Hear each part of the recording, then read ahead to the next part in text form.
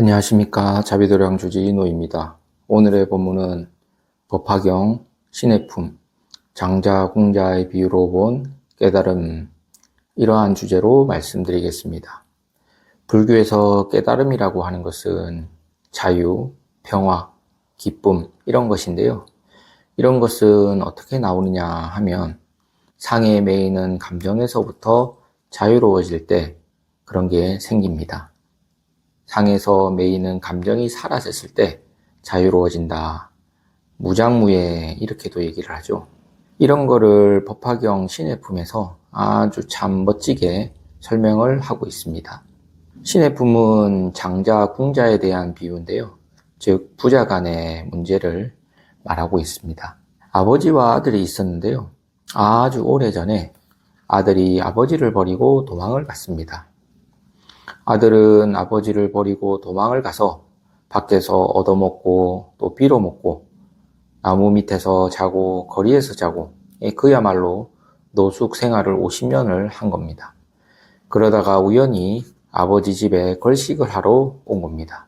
그런데 본래부터 이 아버지와 아들 사이였는데 50년 만에 다시 서로 만나니까 전혀 딴 사람이거든요. 그런데 아버지는 딱 보자마자 아들인 거를 알았습니다. 그런데 아들은 아버지인 거를 몰랐어요. 그래서 아버지는 반가워서 아들을 붙잡아 두고 같이 살고 싶어 했지만은 아들은 어떤 생각을 했냐면, 보아하니 이 집은 내가 머물 집이 아니다. 이 집은 엄청난 재력이 있고 또 재산이 있고 지위도 어마어마한 집인데 내가 이 집에서 잘못 얼씬거렸다가는 뼈도 못 추리겠다 이런 생각을 하고 냅다 도망을 갑니다. 그러니까 아버지는 사람을 시켜 아들을 데려와서 붙잡아 두려고 하니까 그만 아들이 기절해 버렸습니다. 그렇게 되지 않겠습니까? 50년 만에 봤는데 어떤 사람이 본인을 붙잡으려고 하면 아주 무섭고 기절해 버릴 수도 있겠죠. 그런데 이게 바로 문화거든요. 아무리 아버지와 부자 사이라고 하더라도 문화가 다르면 소용이 없습니다. 잘못 만나면 이제 기절해 버리거든요. 그런 내용이 이 법화경 신의 품에 나옵니다. 그러니까 아버지가 그 기절한 아들을 보고 그냥 둬라, 잘못했다가는 큰일 나겠다 싶어서 사람에게 아무것도 하지 말라고 얘기를 합니다. 그 아들이 깨어나면 마음대로 가도록 이렇게 지시를 했습니다.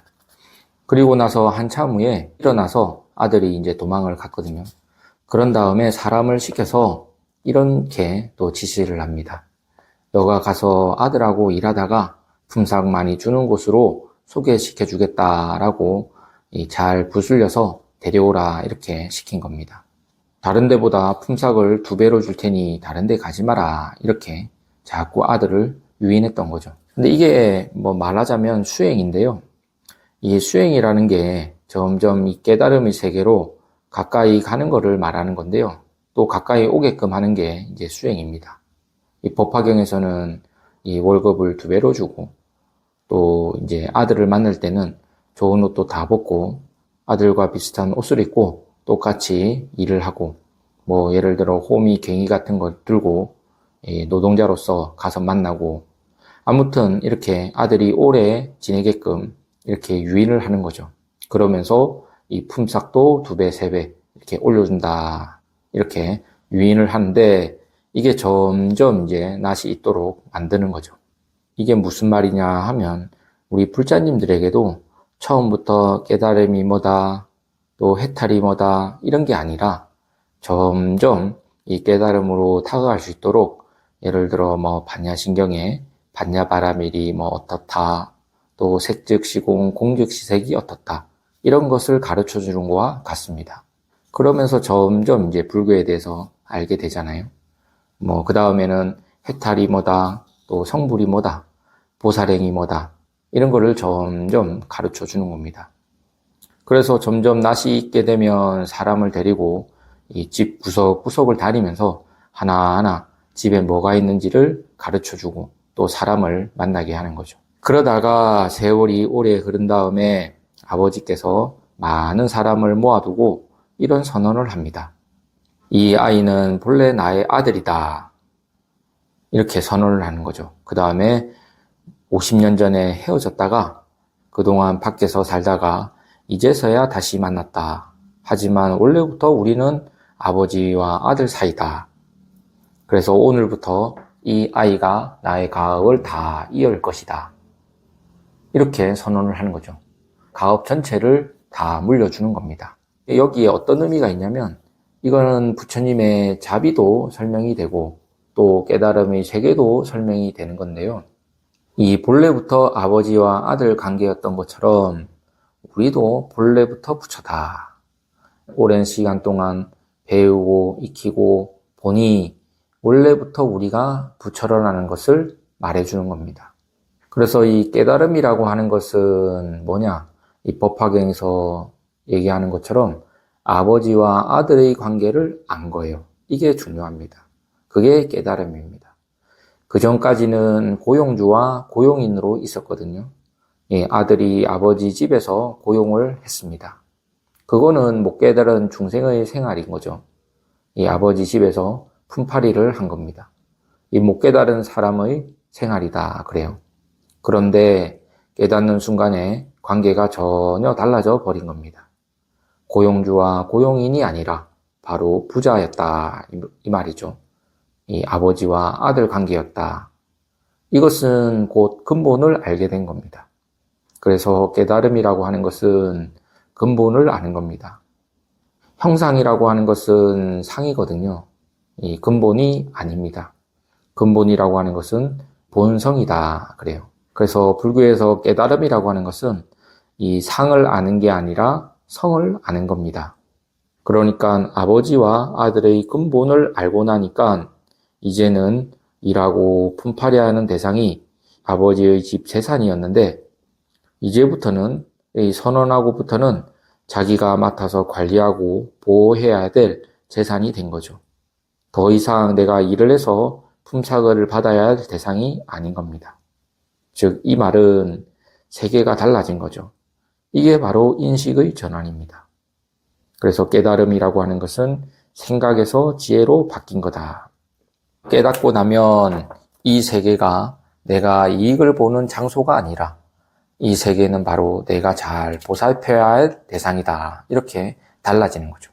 이게 이제 부처님의 자비거든요. 이 화엄경에서 이런 말이 있어요. 이 부처님께서 비로소 깨달음을 이루시니 그 펼쳐지는 세계가 있었거든요. 즉 깨달음의 세계는 시방 3세에 다 통하는 세계가 바로 깨달음의 세계입니다. 그래서 우리가 매일 하고 있는 이 예불문에서 시방 3세 상주일체 불타야중 이러잖아요. 시방 3세에 항상 계시는 부처님 이렇게 하는데 그만큼 깨닫고 나면 시방에 안 계시는 부처님이 하나도 없습니다.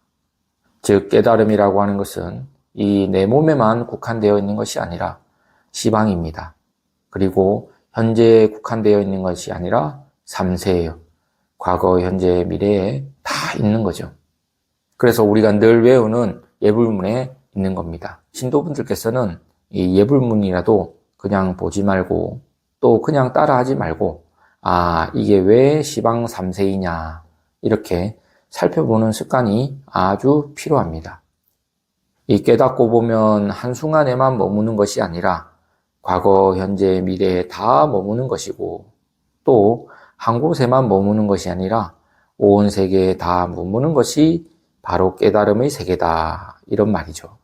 그게 이제 화엄경에 나오는 겁니다. 이 법성계에서도 일즉일체 다즉일 또 일념즉시 무량거 이런 말이 있지 않습니까?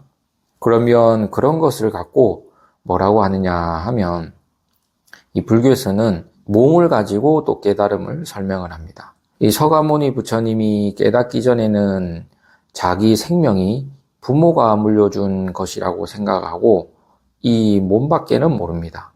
이 몸을 자기 생명으로 안 거죠. 즉 몸을 자기로 안 겁니다. 몸, 인체라고 하는 것은 이 흘러가는 형상이거든요. 흘러가는 모습. 그런데 가끔 제가 이상한 소리를 많이 듣습니다. 그 전에 인호 스님은 참 고왔고 했는데 요즘에는 많이 나이 들어 보입니다. 늙어 보입니다. 이런 소리를 들어요. 근데 이 소리가 좀 이상하지 않습니까? 이 육신, 인체는 흘러가는 건데, 즉 곱다가 늙는 것은 당연한 거고 또 막을 수가 없는 거거든요. 그런데 스님 예전에는 고왔는데 지금은 많이 늙었습니다. 안타까워요. 이런 소리를 하면 안 되는 거죠. 10년 전에는 굉장히 고왔대요. 그런데 사실 이 고운 모습도 흘러가는 제 모습이고 또 늙는 모습도 흘러가는 제 모습인데 이거를 막을 수가 없거든요. 이게 바로 형상의 세계입니다. 우리 중생의 세계다 그래요. 머리가 희면 흰 것도 제 모습이고 검었으면 검은 것도 내 모습이고 얼굴에 주름이 생기면 주름이 생기는 것도 내 모습이고 태어나고 죽으면 죽는 것 이게 바로 다 형상의 세계입니다. 물이 얼음이 되기도 하고 또 녹기도 하고 또 수증기도 되기도 하잖아요. 이런 게 다 형상의 세계인데 그런데 이 깨달음의 세계는 뭐냐? 바로 인체, 인신이 아니라 이 법신이다 그래요. 그래서 깨달음의 세계는 바로 법신의 세계로 돌아가는 겁니다. 이 법신이란 말 많이 들어보셨죠? 법신, 법의 몸, 법체, 법의 신체로 돌아가는 것이 바로 깨달음입니다. 이 사람의 몸, 사람의 육체에만 매여 살다가 그 법의 몸, 법신으로 탁 가보니 그 다음부터는 어떻게 되느냐? 전혀 이 육체의 구속을 받을 일이 없습니다. 그걸 바로 해탈이다 그러거든요. 그래서 서가모니 부처님이 깨닫기 전에는 사람의 몸에 의지해서 살았지만 깨달은 뒤에는 법의 몸에 의지해서 살았다. 이게 바로 불교입니다. 그러면 이 법의 몸은 어디서부터 생겼느냐 하면 아까 법화경에서 아버지와 아들 관계처럼 어디서 만들어지는 것이 아니라 처음부터 딱 알고 보면 부자 관계였음을 알듯이 이 법의 몸도 어디서 물려받는 게 아니라 딱 알고 보면 생기는 겁니다. 알고 본다. 이 말이 굉장히 중요한데요. 그래서 이거를 법의 몸을 깬 몸이다. 그래요. 깨달은 몸. 즉 법의 몸은 깨달음으로부터 시작이 됩니다. 본래부터 있었는데 자기가 이제 느끼는 거죠. 그런데 사람의 몸은 부모가 물려줌으로부터 시작하는 겁니다. 이 몸은 부모가 물려준 건데 흘러가요. 무상하다 그럽니다. 그냥 흘러갑니다. 왜냐하면 이 몸은 물려준 거기 때문에 그래요. 하지만 물려받았지만은 그래도 이 몸을 잘 보존하고 잘 사용을 해야 됩니다. 그러나 결국에는 이 흘러간다 그래요. 흘러가는 것은 생로병사하는 겁니다. 태어나면 늙고 병들고 죽어가는 거죠. 그런데 문제는 우리 중생들은 태어난 몸만 가지고 살면서 이 몸이 늙으면 이제 허망하고 또 죽으면 두렵고 그러거든요. 죽어보지도 않았는데 두려워하는 게 중생입니다. 이 죽음을 절대 두려워하지 마십시오. 죽음이라는 게 나뭇잎이 조용히 떨어지듯이 조용히 죽어보면 그 죽음의 세계를 알 수 있거든요. 우리 모두가 그 정도는 돼야 하지 않을까 싶습니다. 그런데 이 죽음이 무슨 만병통치약처럼 되는 것처럼 미리 죽는 사람도 있습니다. 이 죽음은 결코 해결책은 아니죠.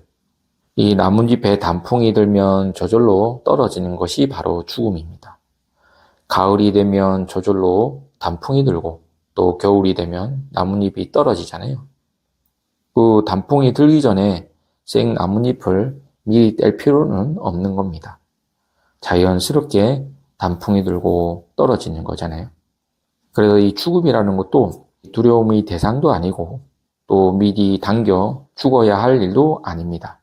그냥 흘러가는 것이 몸인데 그 몸을 잘 보존해서 잘 받아서 쓰면 됩니다. 하지만 문제는 깨달음이라고 하는 것은 이 물려받는 게 아니에요.